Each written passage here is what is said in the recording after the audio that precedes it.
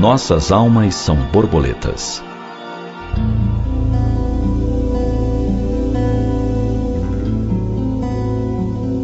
A psiquiatra suíça Elisabeth Kübler-Ross especializou-se no tratamento de pacientes terminais. Passou mais de 30 anos no trato de pessoas na iminência do processo de morte do corpo físico. Em suas experiências, ela percebeu que crianças portadoras de doenças graves e terminais não apresentavam nenhum tipo de receio da morte, porém, tinham um verdadeiro horror de serem enterradas.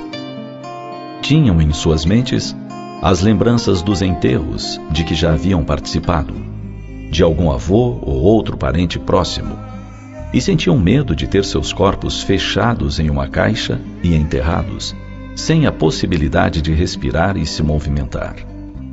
Mas, ao perguntar-lhes sobre a morte, viam-na com verdadeira naturalidade, sem nenhum tipo de medo. Assim são as crianças. Conseguem ensinar-nos que os processos da vida são naturais e, por conseguinte, não há por que ter medo. Elas falavam do medo de serem enterradas, do momento do funeral, não conseguindo dissociar morte e enterro, confundindo-se entre aquilo que sobrevivia e o que verdadeiramente acabava no momento da morte. Conta-se que quando as tropas aliadas invadiram os campos de concentração na Alemanha e Polônia, encontraram algo que lhes chamou a atenção nos barracões designados às crianças. Nesses diferentes campos de concentração, havia por todas as paredes, nos barracões onde essas crianças passaram sua última noite, desenhos de borboletas. Eram desenhos arranhados à unha, feitos com pedras ou pedaços de tijolos. Essas crianças, em meio à miséria, fome e dor, apartados de seus afetos, conseguem nos dar a explicação maior da vida. As borboletas que desenhavam era aquilo que intuitivamente percebiam ser a morte. A liberdade de um casulo pesado.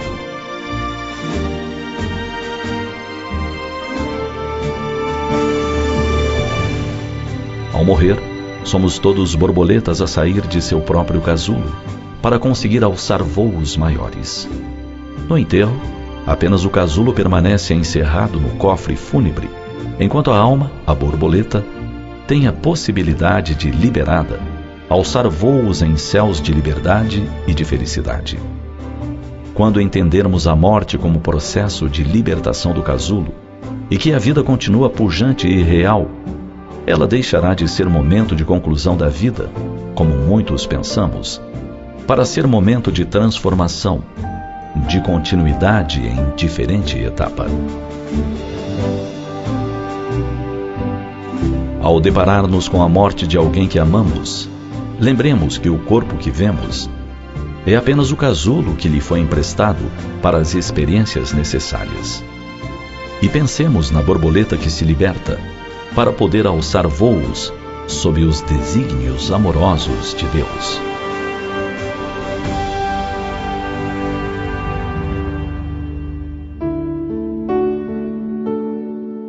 Nunca deixe de sonhar.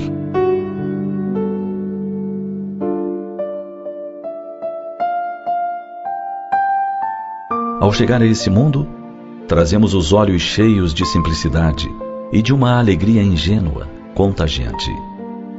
Nessa época de infância despreocupada e leve, quantos sonhos carregamos? A imaginação corre livre. Não há limites para a mente fértil. Tudo é possível. Mas crescemos. E a vida vai se encarregando de apagar um pouco do brilho dos nossos olhos.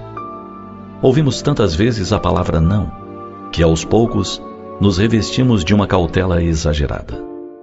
Passamos a ter medo de ousar ir além, de transpor até mesmo pequeninos limites. Devagar, muito lentamente, passamos a colocar cada vez mais freios na alma, a exercer autocensura, a matar a imaginação. Antes de sonhar, repreendemos a nós mesmos.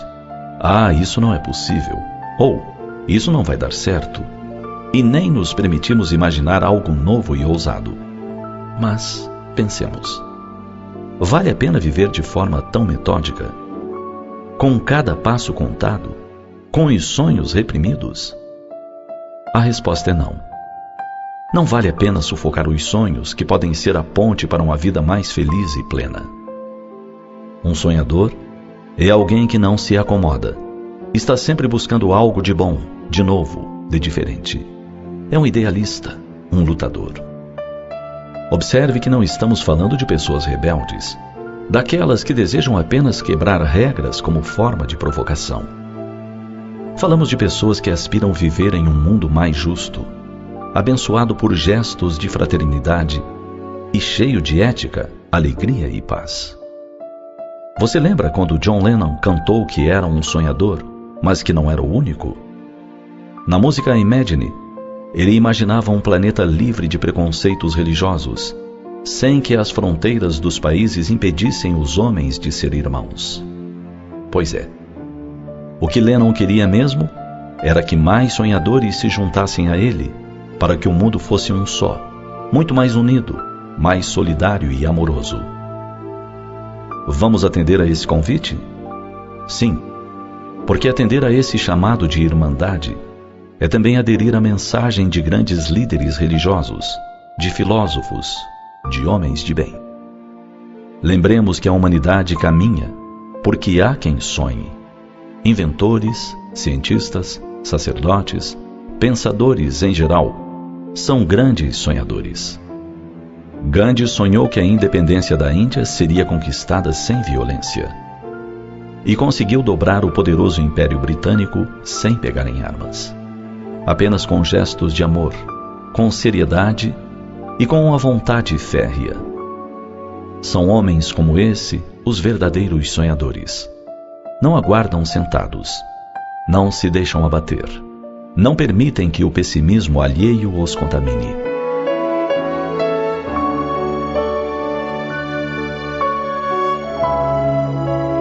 Sonhadores movem o mundo a partir de ideais que eles tornam realidade. Os seus são sonhos de bem-estar, de fraternidade, de gestos amorosos. Permita-se você também sonhar coisas belas, buscar mudanças positivas. Toque as estrelas com as pontas dos dedos. Sonhe. Sonhe, sim. Todos os dias, todas as horas. E tente fazer seus sonhos se materializarem para mudar o mundo para melhor.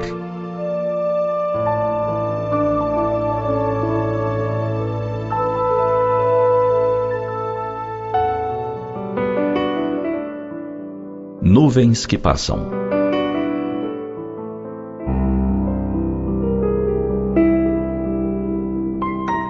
O dia amanhecera ensolarado. Nos quintais, a criançada se divertia, correndo, rindo.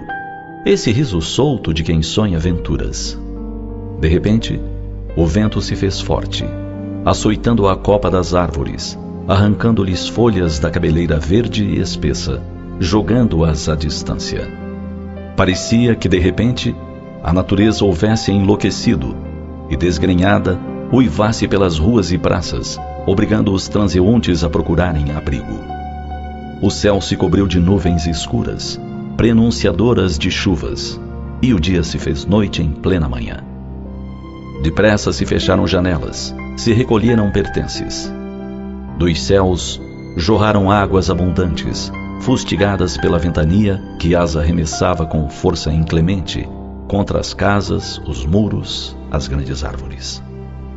Foram somente alguns minutos. Depois, os relâmpagos se apagaram e a chuva parou. Uma grande quietude invadiu a natureza. A ramagem verde sacudiu as últimas gotas d'água. O vento bocejou cansado, recolhendo-se. Algumas horas passadas, e o sol voltou a sorrir raios de calor e luz. Quem olhasse para o céu iluminado, dificilmente acreditaria que há pouco a borrasca se fizera violenta.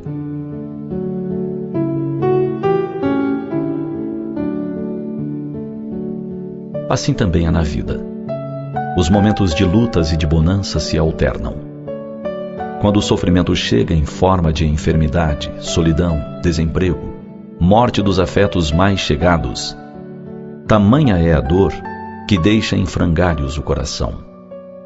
Acreditas que não haverá mais esperança, nem amanhã, nem alegrias, nunca mais. Tudo é sombrio. As horas, os dias, os meses se arrastam pesados. A impressão que tens é que nada jamais porá fim ao fustigar das dores. Contudo, tudo passa como a chuva rápida do verão, logo substituída pelos raios do sol. E transcorrido algum tempo, ao lembrares daquele período de dores, dirás a ti mesmo: meu Deus, nem acredito que passei por tudo aquilo. Até parece um sonho distante. Porque tudo passa na vida. Porque tudo é transitório, passageiro. Não percas a esperança. O que hoje é, amanhã poderá ter feição diferente, deixar de ser. Acima de tudo, recorda que o amor de Deus te sustenta a vida, e não há no universo força maior do que a presença de Deus atuando favoravelmente. Dessa forma, quando a inclemência das dores te fustigarem a alma, recolhe-te à meditação e ouvirás o pulsar do cosmo. No silêncio, identificarás as vozes da imortalidade te falando aos ouvidos da alma, dizendo-te da vitória que haverás de alcançar. Refugiando-te na oração, dialogarás com Deus, com a intimidade do filho ao pai ou ao coração de mãe. Não entregues a batalha a meio. Prossegue, embora as nuvens carregadas de dissabores que possam te envolver. Lembra que logo mais, amanhã, outro dia, em algum momento, o sol voltará a brilhar. Sol em tua alma, em tua vida. Pensa nisso e aguarda um tanto mais, antes de te entregares à desesperança. Deus tem certeza do teu triunfo e da conquista plena de ti mesmo. Confia nele.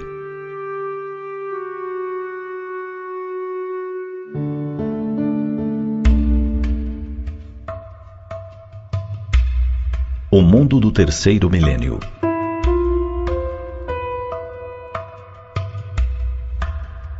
Fala-se muito que vivemos em um mundo de constante violência. E se diz que todos andam apressados, que tudo é uma loucura, que não dá mais para viver de forma serena. Contudo, graças a iniciativas que ocorrem ainda de forma esporádica, mas com grande brilhantismo, verifica-se que existem variantes felizes. Um dos exemplos mais recentes foi a iniciativa de um pouco mais de 30 integrantes da Companhia de Ópera da Filadélfia. Aconteceu no dia 24 de abril de 2010, um sábado, no Reading Terminal Market, na cidade da Filadélfia, na Pensilvânia. O local é um bazar gastronômico ainda hoje, conforme suas remotas origens no século XVII. Em qualquer dia ali se pode encontrar uma variedade eclética de produtos diretos do campo, especiarias incomuns, flores, aves, artesanatos, joias e roupas. É um local apinhado de gente. A média é de 100 mil pessoas que o visitam a cada semana. Pois nesse sábado de abril, enquanto as pessoas se acotovelavam indo e vindo, em meio a balcões de produtos e exposição de telas, de repente uma música começa a encher os ouvidos de todos. É La Traviata, composição de Giuseppe Verdi, inspirada na obra de Alexandre Dumas Filho, A Dama das Camélias. Então, um tenor lança sua voz, seguido de outro mais adiante. Surpreendentemente, do meio daquele povo todo, que andava de um lado para outro conversando, tirando fotos, vão se destacando os membros da companhia de ópera. Estão misturados à multidão, vestidos de forma comum, uns com boné à cabeça, portando mochilas, bolsas, roupas esporte, descontraídos. Somente são identificados a partir do momento que abrem sua boca e começam a cantar.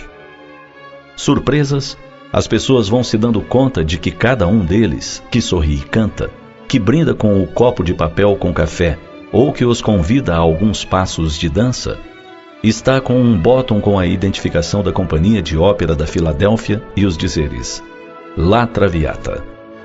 E todos param o que estão fazendo para ouvir, admirar, se emocionar. Os turistas tiram fotos e mais fotos. um momento mágico. Algo que nos diz que iniciativas dessa ordem devem, graças ao êxito observado, se repetir de outras vezes e em muitas localidades. Em todo o mundo, em terminais de ônibus e de trens, onde as pessoas ficam horas aguardando, inquietas, desejando chegar logo aos seus destinos. Em aeroportos, onde os atrasos deixam as pessoas estressadas, mal-humoradas. Pelas ruas das cidades. Iniciativas como essa nos dizem que a pouco e pouco o homem vai descobrindo como é bom viver a harmonia, o belo, a arte.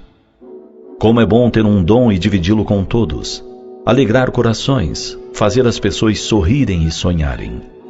Sonharem com o mundo maravilhoso que todos idealizamos para o nosso terceiro milênio. Vibremos por isso. E que Deus abençoe Alexandre Dumas Filho, Giuseppe Verdi, os músicos, os cantores, todos os que tornam, enfim, este imenso mundo de Deus tão mais belo e harmonioso para nossas vidas.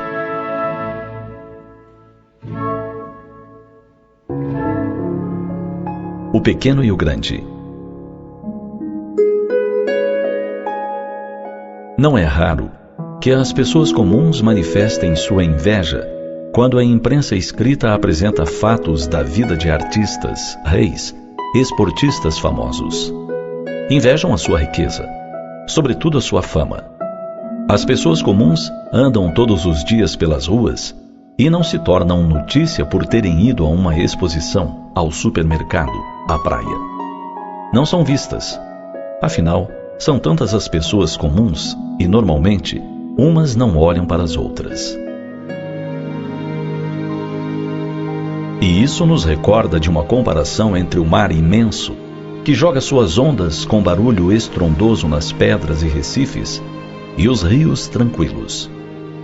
É no mar que viajam os grandes transatlânticos, os iates luxuosos e as lanchas velozes, levando pessoas que nos parecem sempre muito felizes. É o mar que abriga no seu seio tesouros inimagináveis da fauna, da flora e riquezas humanas, resultantes dos naufrágios de grandes tragédias. Quando se quer dar um exemplo de algo poderoso, enorme, o mar é o escolhido. Com sua grandeza e perigos, ele assusta muita gente. Os rios, por sua vez, são calmos. Nascem de pequeninas gotas prisioneiras de vales e montanhas, que aos poucos vão se libertando e se juntando, formando filetes. Vão descendo calmas por entre pedras, escolhendo caminhos entre encostas, engrossando e tomando a forma dos rios generosos. Por serem águas claras e boas, servem para dessedentar o viajante cansado. São a alegria dos pescadores, que em suas águas se divertem a pescar sem maiores aventuras. As crianças barulhentas vão nelas lançar seus barcos de brinquedo. Os pássaros brincam em suas margens e saciam sua sede. Homens inteligentes as canalizam de forma que sirvam a muitos outros em suas casas, no conforto dos seus lares. Quando as pessoas desejam ouvir os sons graves, buscam o mar.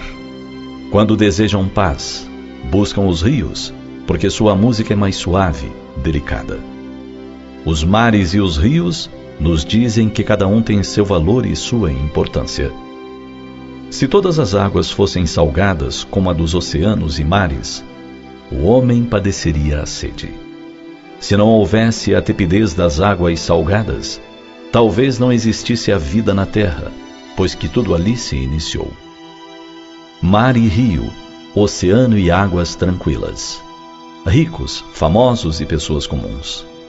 Todos são importantes no concerto da vida. Cada qual, onde está, com suas condições, tem sua missão, suas dores e alegrias, e, sobretudo, a sua responsabilidade.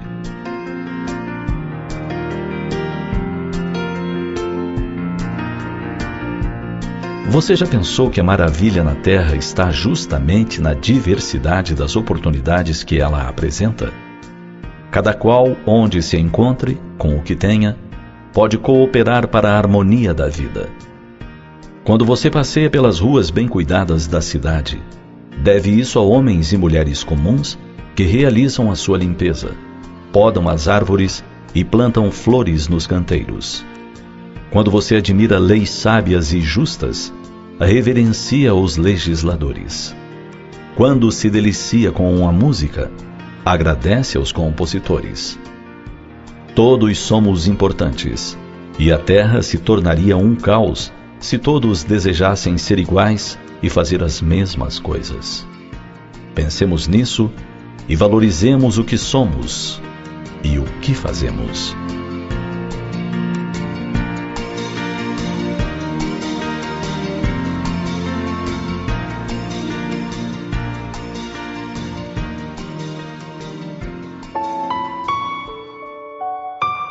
Quando eu ganhei os meus pais.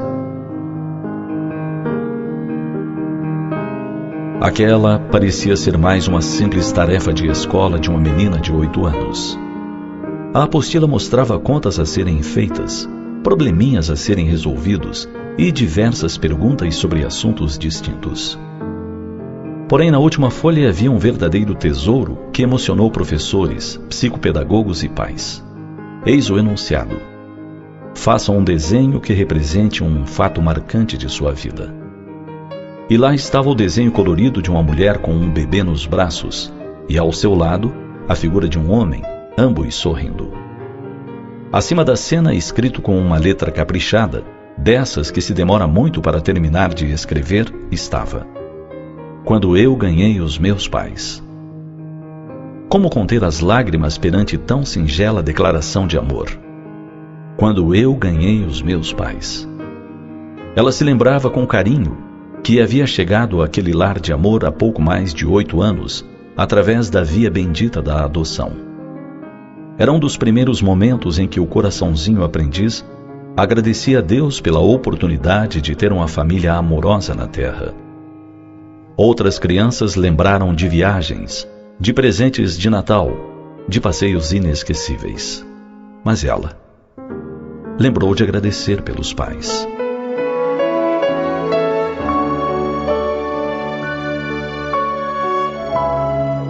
Pensando agora em todos nós, será que lembramos de guardar na alma toda essa gratidão por aqueles que nos receberam com tanto afeto, com tanta coragem? Você se lembra quando você ganhou seus pais? Pois sim, são grandes presentes que recebemos ao renascer. Muitas vezes o coração infantil nos vem relembrar coisas que o velho coração parece ter esquecido. Todos ganhamos nossos pais. E mais, não foram pais quaisquer, escolhidos pela força da aleatoriedade. Foram os pais que precisávamos, no momento que precisávamos. Talvez ainda não entendamos isso muito bem, mas com o passar dos anos, após muitas análises, muitas lembranças, vamos percebendo, amadurecidos, que tudo faz sentido. Às vezes acabamos caindo em si quando é muito tarde, e então somos corroídos pelo remorso devastador. Por que esperar para agradecer? Por que aguardar aquela ocasião especial para reconhecer e manifestar a gratidão? Por que ainda nos constrange tanto dizer: você é importante para mim, ou amo muito você? Por que ter vergonha de amar, de agradecer? Gratidão que não está apenas no ato de se agradecer.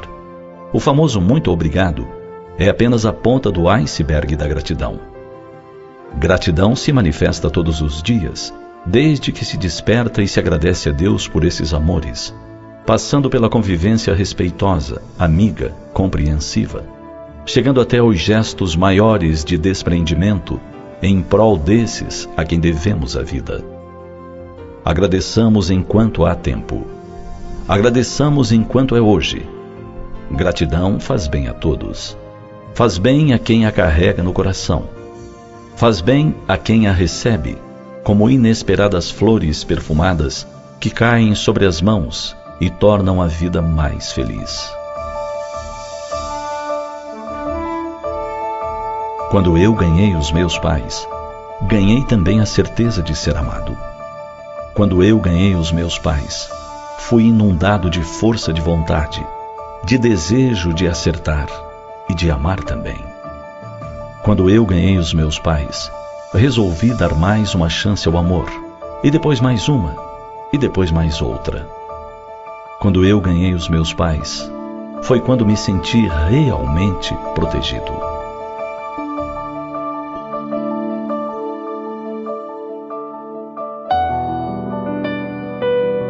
Traumas afetivos.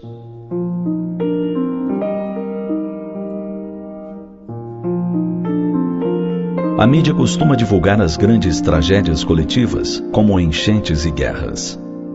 Ela também trata com frequência de eventos ruidosos, a exemplo de assassinatos, assaltos e outros crimes violentos.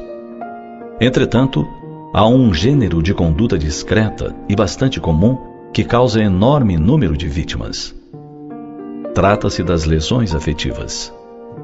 As relações humanas nem sempre se estabelecem com o critério desejável. Movidas por carências ou mesmo por leviandade, as criaturas estabelecem vínculo e sem grandes reflexões. Elas se conhecem em variados ambientes, como no trabalho, em clubes, em bares, ou mesmo pela internet. Sem indagar da existência de real afinidade, permitem-se importantes intimidades. O conhecimento da essência de alguém demanda tempo e convivência. Ninguém se mostra como é em rápidos e reduzidos contatos. Por conta da afoiteza em estabelecer vínculos, é comum o desespero em extingui-los. Nesse jogo de conhecer, provar e descartar, as pessoas são tratadas como objetos. Contudo, o ser humano sempre é merecedor de respeito. Por mais que se apresente frágil e lamentável em seus hábitos, trata-se de uma criatura de Deus. A ninguém é lícito iludir o semelhante. Por vezes, a criatura a quem se experimenta, no jogo dos sentidos, possui graves problemas íntimos. Como enferma emocional, deveria ser alvo dos maiores cuidados. Quem a despreza, assume grave responsabilidade em face da vida. As angústias que a vítima vivenciar, os atos que vier a praticar a partir dos maus tratos recebidos, serão debitados a quem lhes deu causa. É muito importante refletir a respeito das expectativas que se suscita no semelhante. Pouco importa que os costumes sociais sejam corrompidos e que condutas levianas pareçam comuns. Cada um responde pelo que faz. Quem lesiona afetivamente o semelhante, vincula-se a ele.